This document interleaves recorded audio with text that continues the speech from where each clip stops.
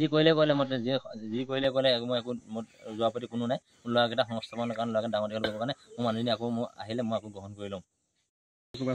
কাজিয়া পাছত তেওঁৰ লগত আজি 14 বছৰ বিয়া সংসাৰ কৰা হ'ল। তেওঁলোকৰ কাজিয়া পাছলৈ কোনো কথা নাই।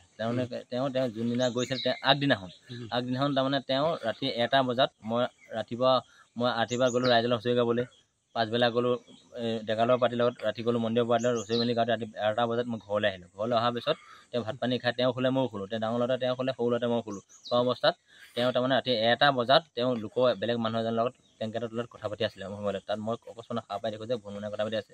তেখেতে কোন বুলি কওঁতে তেওঁ কৈছে এই দাদা এজনৰ লগত কথা পাতিছোঁ। দাদাৰ লগত কথা পাতি কোন বুলি কওঁতে এই মানুহজনে মোক কৈছে এই মোৰ মাইকী তোৰ মাইকী কেলৈ ডিষ্টাৰ্ব দিছে, মোৰ মাইকী কথা পাতিলে মোৰ মাইকীৰ লগত কথা পাতি তাত কেলৈ মাজত সোমাইছে। তেওঁ মানে অৱস্থা মই এই মানুহজনে মোক বেয়াকৈ জানটো ছুটিয়াই মোক বেয়া ব্যৱহাৰ কৰিলে। ব্যৱহাৰ কৰা দেখি মই ক'লোঁ যে তুমি ইমান ৰাতি 12টা বজাত তোমাক কি চিনাকি কৈছে, মোৰ মাইকী মোৰ কথা পাতি মোবাইল দে, মোৰ ৰিলেশ্যন কাইলৈ পৰিলে তোৰ মানুহজনী মোবাইল আনিম কি কৰিবি, তোৰ দৰকাৰ মই তোক শ্বুট কৰি দিম।